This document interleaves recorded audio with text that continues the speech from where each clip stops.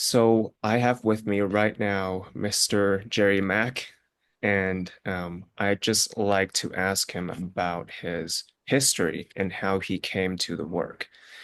So, Jerry, what brought you to this moment here and now with the work? Well, have a seat. Oh, you're already sitting. This could take a little while. Um, no, it really won't take too long. Um, Interestingly enough, before I got involved in any kind of spirituality or things about the science of mind, back in 1990, I remember having an argument with my then wife, now my ex-wife, over something regarding parenting of my daughter, who was only about like 2 or 3 at that time. And it was, a fairly contentious disagreement. And we got to a point where it's like, okay, we've got different sides of, we've got different opinions about how to do this. And so we went our separate ways. And maybe she took my daughter upstairs or something.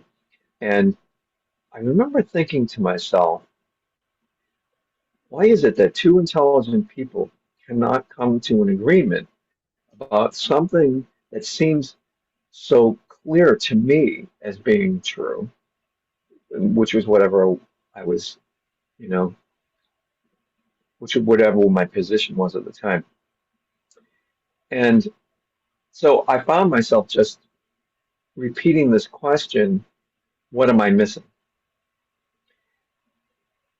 And I stayed in the question. Maybe there was a certain stubbornness to this, or maybe there was part of me that felt like if I asked this question long enough that I would have some answer.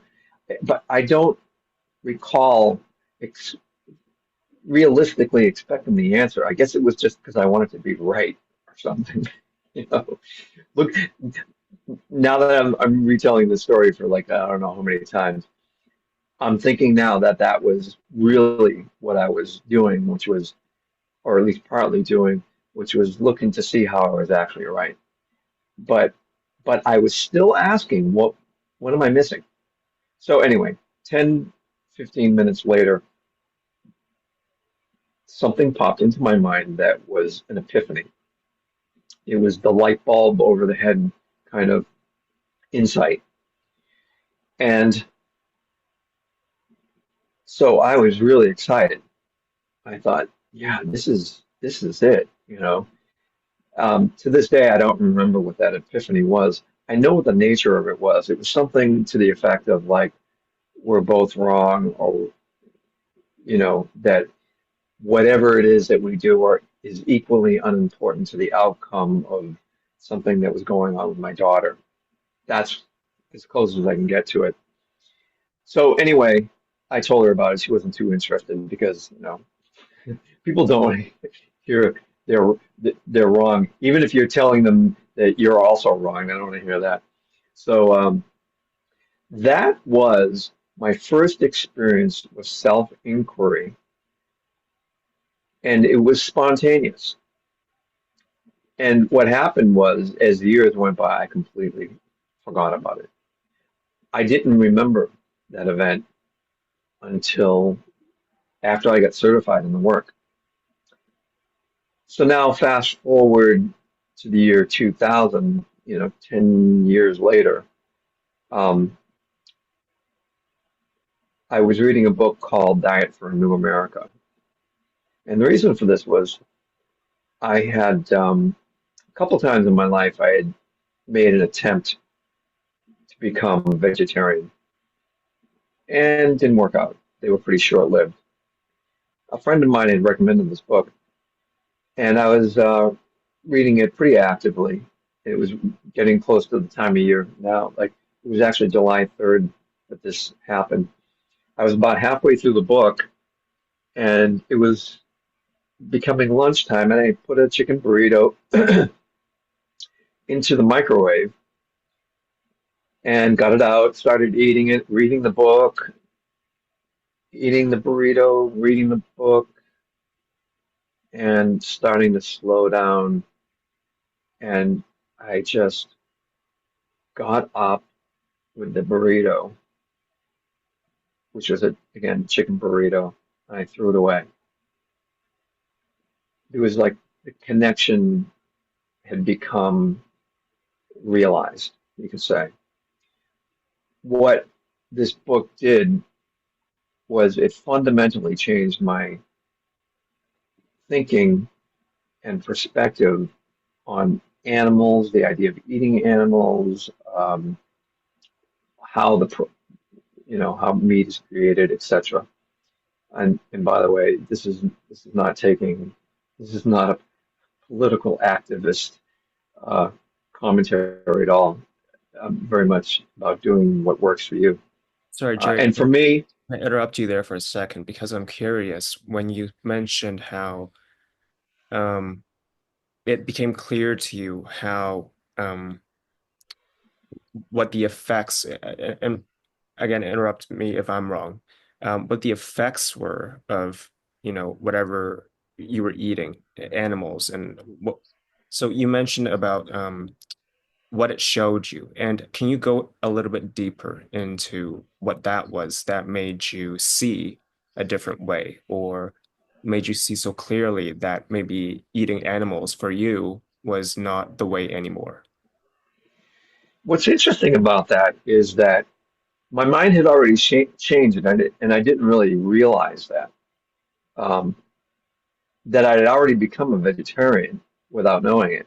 It was it was when I was reading this book and eating the burrito, it was a moment of realization that the shift had already occurred, and that was highly instructive um, for me when it came later that I would come across the work of Byron Katie.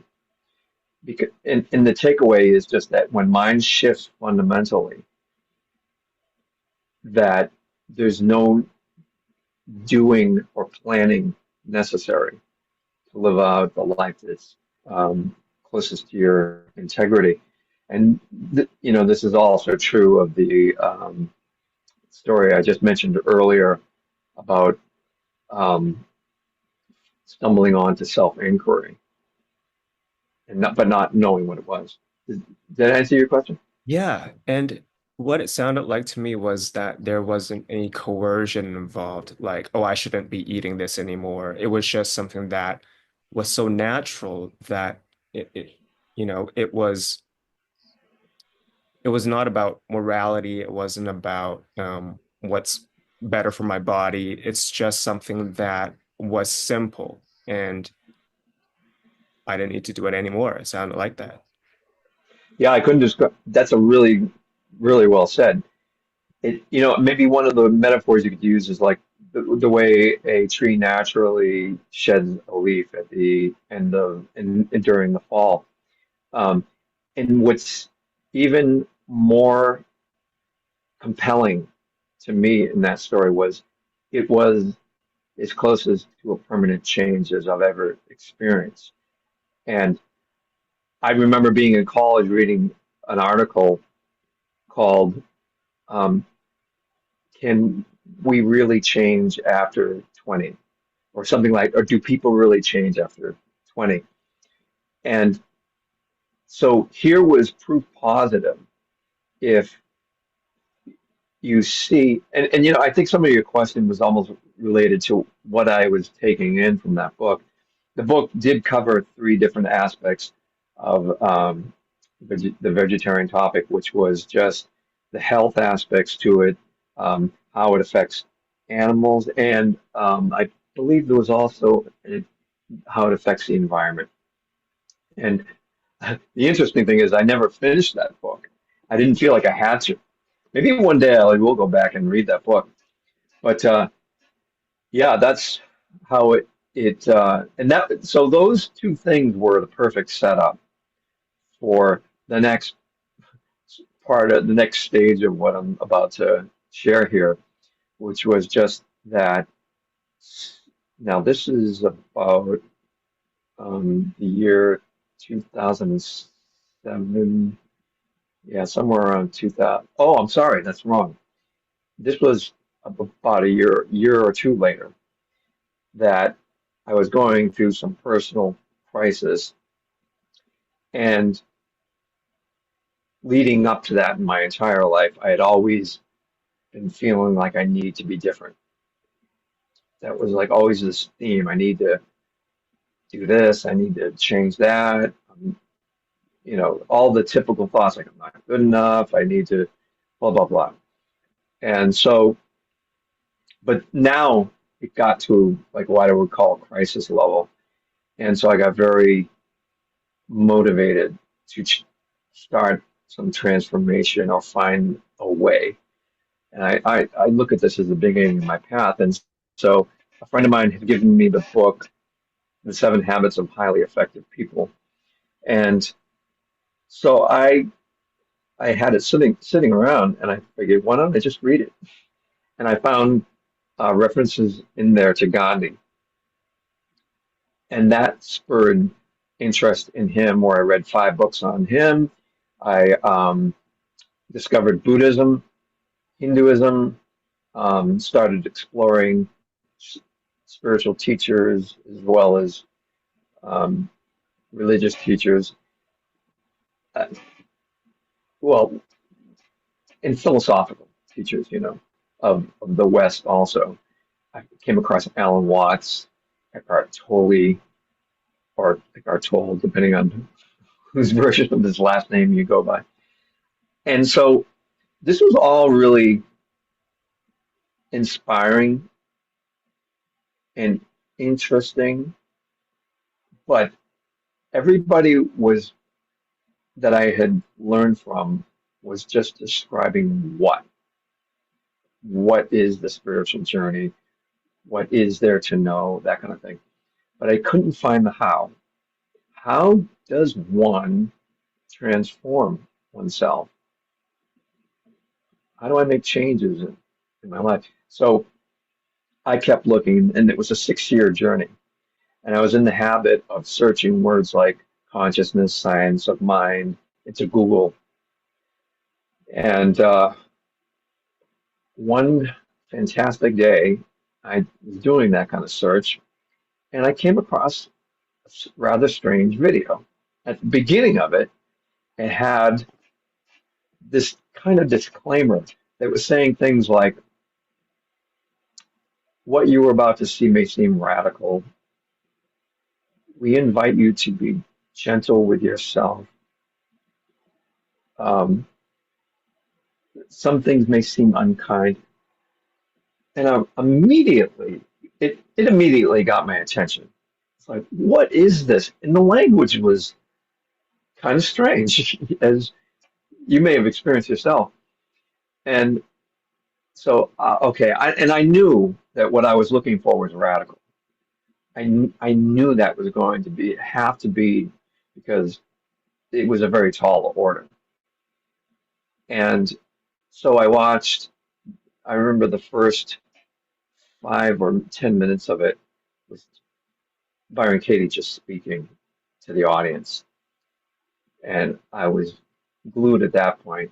And then when she started doing the work with her client, who also happened to be a musician like myself, what I watched there was something that I had been moving towards my entire life. You know, those two events, having found my own version of self-inquiry first, and then seeing how mind changes fundamentally. Now finding it applied and finding the how was a moment that is hard to describe the excitement. I still get excited even talking about and reliving that moment uh, because it was such a transformative, it has been a transformative process. And so that was 2007 or 2008. I'm not sure on that date or time, but it was 10 years later I got certified in the work, and here I am. And you and I met 2 years ago, and we're still doing it and still have a lot of faith in it. And so now that I've told my bit, I want to hear where it all started for you. Oh, by the way, before you do, did you have any questions about Yeah, well, I was what I had? curious about the interim period between 2007 when you first came across that video and becoming certified as a facilitator. And I was I'm curious about did you practice the work every single day ever since you found that video, or was there a period of adjustment where you kind of took on a little bit more videos, listened to them, and then went to the work.com later on and then, start doing the work on your own, or what was that like for you? Yeah, the I had shared it because I was still married at that point with my ex-wife, and I said, "Have you heard of this Byron Katie? This stuff is amazing." And she had heard of the book. She had kind of read through it, and anyway, uh, that's that was one thing I did. Um, she and I later in spring of 2008, we went to the first event of Byron Katie at Kripalu in Western Massachusetts. Um, but even before that, I started just binge watching videos and learning everything I could about the work.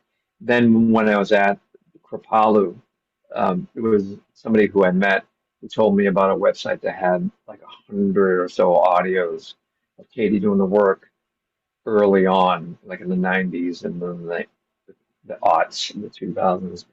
Um, and so I started binge listening to all of that. And so I became a real sponge.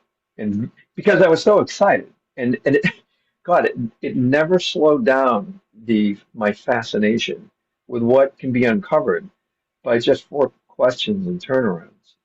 And and so as I took this in, it was natural that I started going to every event I could afford to go to. So I went to my first school in 2009, and then some years later, in 2015, I went to another school, and it was at the end of that school I decided I'm going to get certified, and so I started that process. And I went to a school in 2016 also. I've been to about five nobodies. I've been to multiple New Year's cleanses, and many miscellaneous weekend events. So yeah, I'm is about as much an advocate for the work as you could get. Mm. So that's that. Thank you. All right. So where did your journey begin? What was the seminal moments? Yeah, well, I came prepared with some notes, so don't mind me. So I discovered the work about 9 years ago, and but you can say that this kind of search for something to transform my suffering really began back in childhood.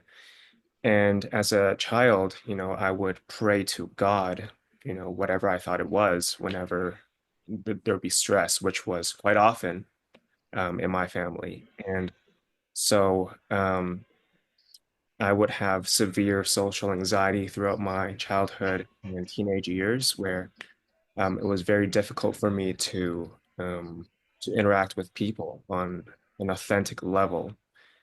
And it was always about, okay, so are they better than me, or are they less than me, or worse than me? And so this comparison thing would always go on.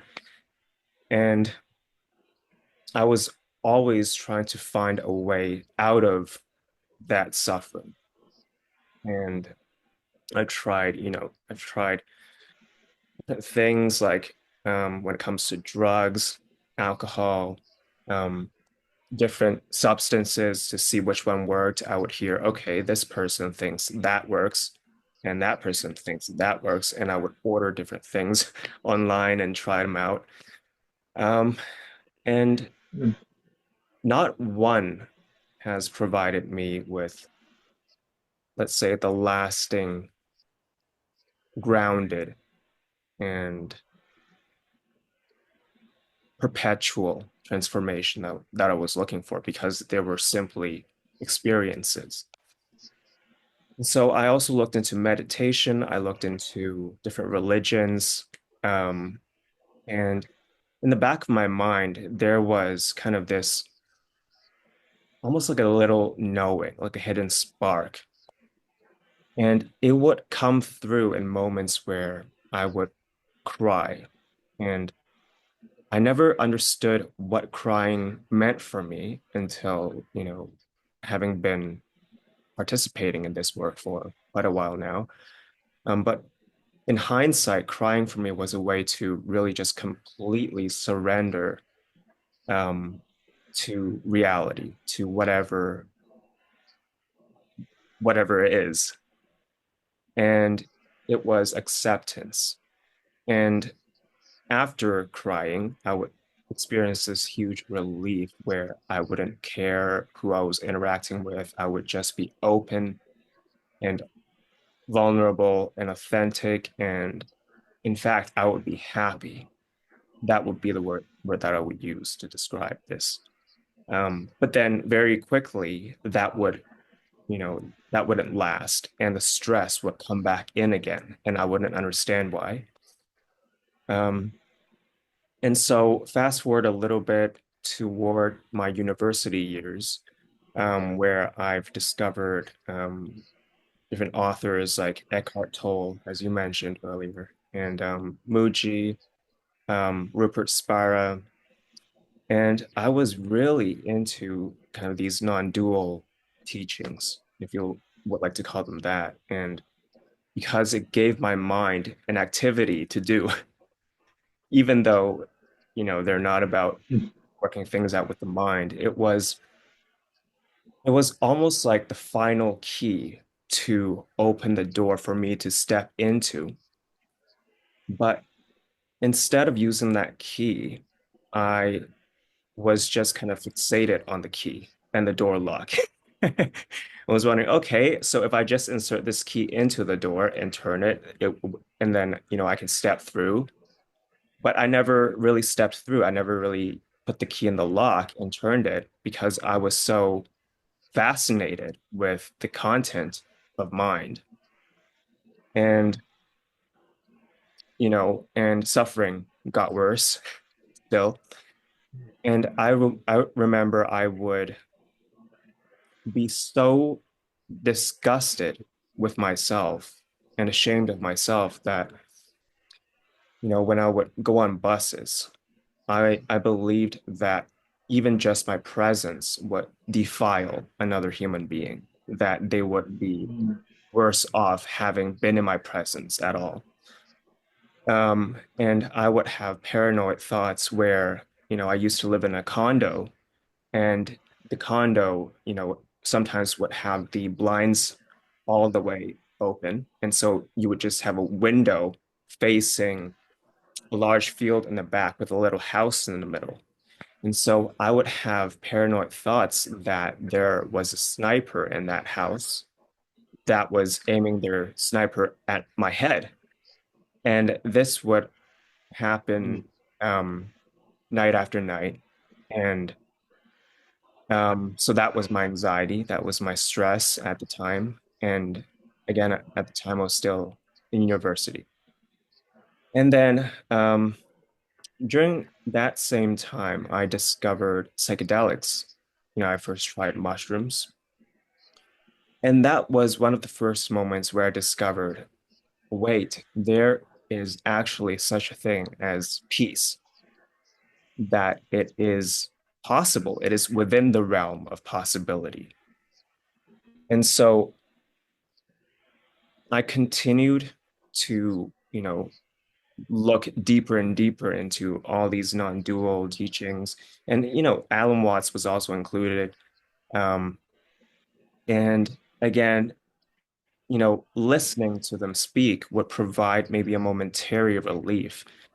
But again, it never really transformed anything in my life. In fact, I began wielding this knowledge as a sort of weapon to protect myself from other people.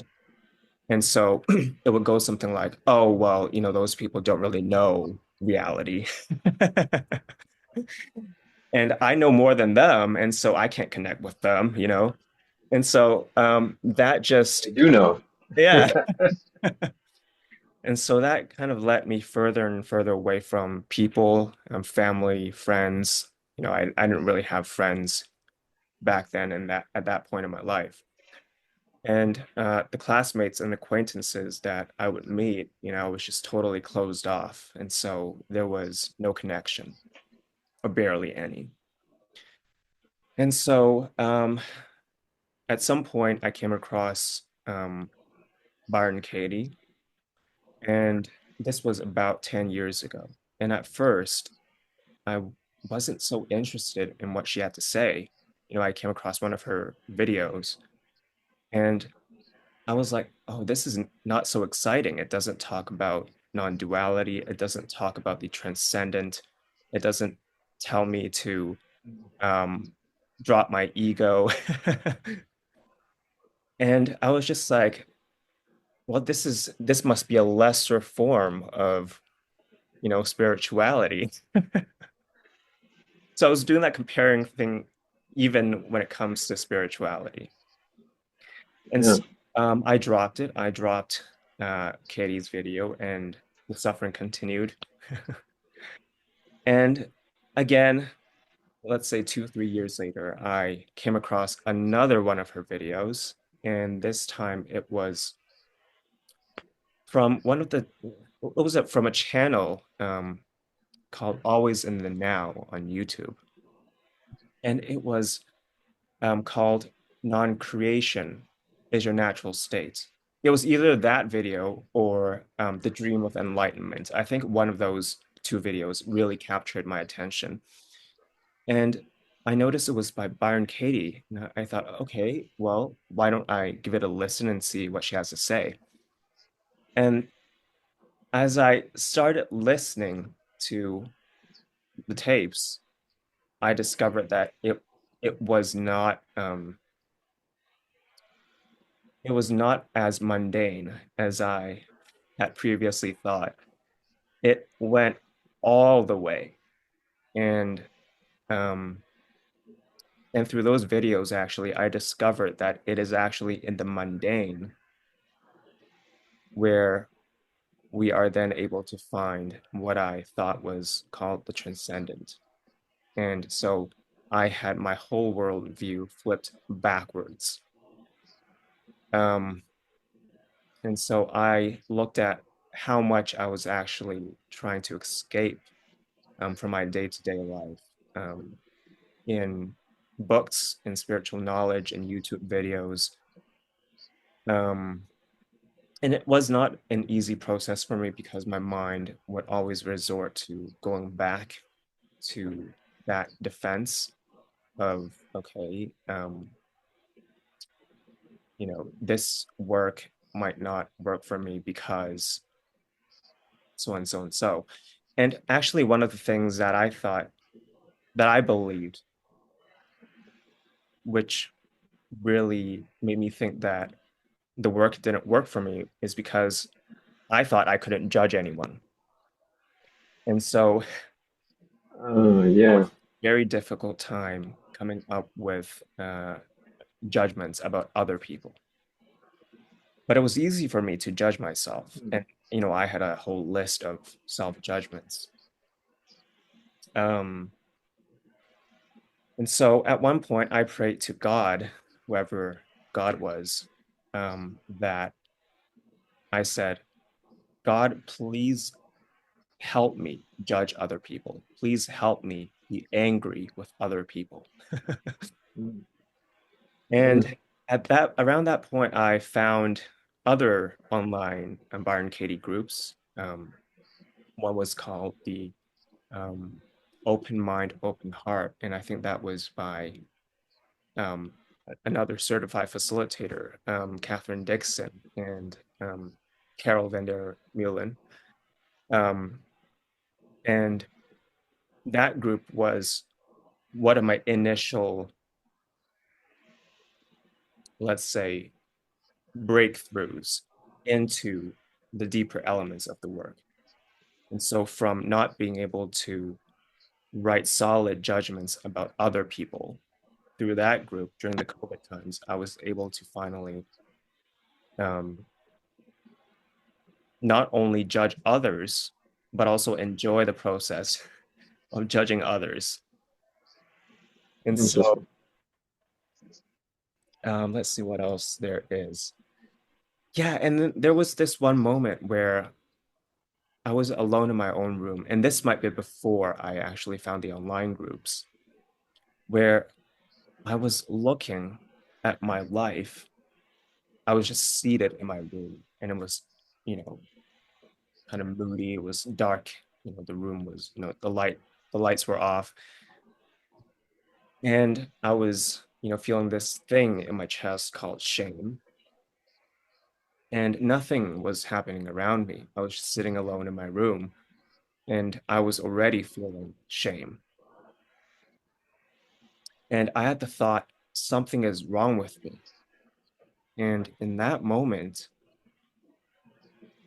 when nothing was happening around me, I was just sitting alone in my own room, and something is wrong with me. And so I thought that was a little bit strange. How is it possible that I'm just sitting here in the dark alone and that there is something wrong with me? And so I would call that one of my defining moments when it came to finally being able to do the work. It's like in that moment, I was able to meet with myself without the assistance of any drugs or alcohol or any of the other. Um, Had you had you done any self-inquiry prior to that? I've come across, terms like self-inquiry by watching videos, right, in the past, and the self-inquiry that I knew were the ones from Ramana Maharshi. And so we'll be like, well, who am I? Who am I? And, Oh yeah. that question was useful when I was on drugs, when I was on the psychedelics. But when it came time to ask that sober, I just didn't understand. And, I couldn't go through to where I could meet myself. Yeah. So what was different about Katie's work, it seemed to me, was that it really met me where I was in that moment. It didn't require me to be anything different. It didn't require me to turn the lights on. It didn't require me to leave my room. It was just, here I am, lights off in my room, door closed, seated on my bed. And that it came almost as a short moment of unconditional acceptance. And that was enough for me to see that it was possible, that I could actually sit in that work alone and Mm. discover for myself what everyone has spoken of, and that I was just too thoughtful to really entertain. Um, and When so, you say thoughtful, do you mean full of thoughts? full of thoughts. Yeah, Okay, just yeah. checking. And so it was just these different moments and the online groups that has really transformed my relationship with the work. And um, nowadays, I have been participating in our weekly group sessions since we started 3 years ago, and that has been a huge anchor point for me to solidify my journey with the work and to continue it. And I don't know if I'm missing anything, but feel free to ask me any questions if I am. It was interesting the thing that you said about how you got very, I think it sounds like you got conditioned to hearing these insights of these spiritual masters, and it sounded like you were looking for that when you found Byron Katie, yet you found something, yeah, fairly mundane about like he did, these judgments about other people, and you were initially dismissive of them, and then later you find this video that gets closer to what you were expecting, and uh, and and I think that's what's fantastic about the work is you can start at this mundane place, and the deeper and longer you go into the judgments you have about others, uh, it, you know, and not just about the judgments about the others, but about other things like, entities like maybe government or corporations or whatever. And then at some point, a lot of people will do a judgment about themselves. And and as your ability to navigate the work deepens and has more experience, you end up with the video that you found about non-creation. Um, and Katie sharing her experiences with something that sounds a lot more profound or deep, but that wasn't, or it's not, hmm, I don't know if it's not possible, but it seems to me that's how she came to this. Is she kept applying the work to absolutely everything. I mean, I remember hearing her sharing how she had the thought, I'm tired, and she wanted to question and test its um, veracity, and she felt actually just fell down asleep somewhere, and found out that you know uh, for all the time leading up to that she wasn't tired, but yeah, so that was kind of an interesting part of it, and then having the difficulty judging other people and finding your way into the work. It sounds like the moment that it first landed with you was questioning that thought.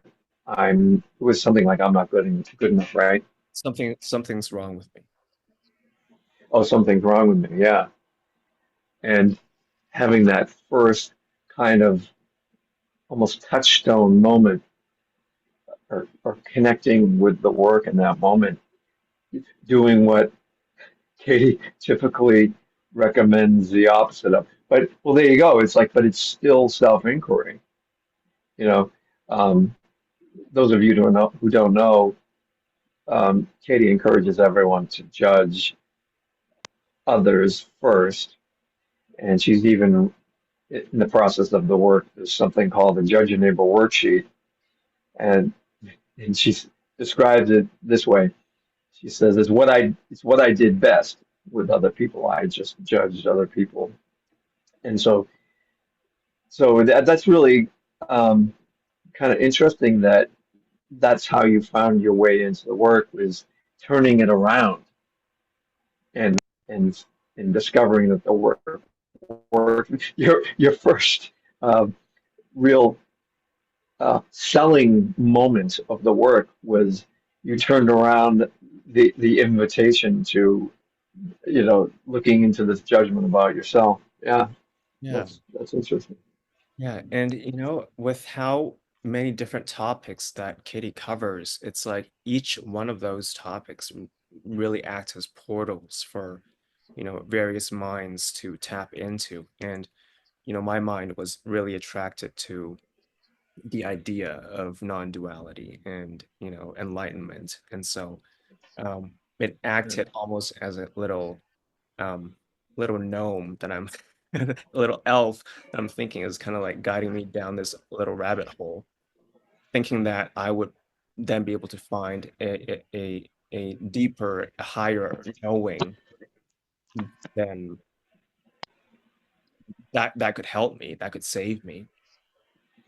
When it actually goes all the way back to wherever I was, it didn't move me at all, but it just really showed me that I didn't need to move anywhere. It was from where I was, and it met me where I was, and from there I understood, and that was my portal into the work. What you just said, I think, is really um,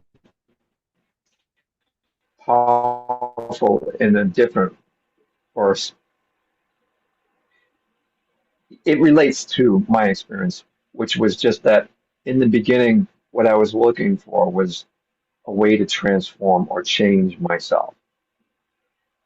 And what you come to see is that radical self-acceptance with zero change of how you are, and to see that we are not our past, we're not our future. Understanding that simple truth that we can't be in two places at the same time, it's like, so how could I possibly change? And so radical self-acceptance of oneself is this springboard for possibilities and potential that we're looking for. You know, it, you mentioned non-duality. It's like we start out with these negative ideas about ourselves, and so we're looking for the positive. When actually, what we're what we're truly seeking, seemingly, is this place in the middle. It's like what Rumi talks about. Like there's a field beyond judgments of good and bad. I'll meet you there. It sums it up really well. It's to transcend that dualistic thinking. Okay, it would be better if I was this instead of being the thing that I am now. So the past is wrong, the future is better. I'm inadequate as I am, and so there's always out of the present moment and always in this dissatisfaction. Um, Yeah, and this is the beauty of the work, and I would extend that to other practices that are seemingly transformative for other people, like whether it's the 12 steps or A Course in Miracles. There's a lot of different great things out there, but for me and apparently you, the work is this main driver of the end of suffering. Yeah. And one of the things you said earlier as you were kind of sharing your experience, your first experience of um, being struck with this question, this self-inquiry of what was it? What am I missing? What am I missing? How you called it self-inquiry. And it's like it's like that's what I couldn't see, that self-inquiry doesn't just come with the question, who am I? Because Mm. that's what I thought it was. That's what I believed it was. And that was the question that I would try to entertain to enter this experience of whatever you want to call it. But it never really worked for me beyond, these heightened experiences. And so I really like how you called that self-inquiry. And as I later also discovered, that self-inquiry doesn't just have to be, you know, limited to who am I? It can come in each of the four questions, as Katie had put it. Is it true? Can you absolutely know that it's true? How do you react? And who would you be without the story? And for me, nowadays, each of those questions is like a portal for me to step into just this state of being that I thought that only who am I um could bring me to.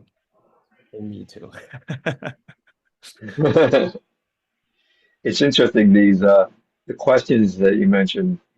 Um, Sometimes I think of it in terms of like a fish in a fish tank.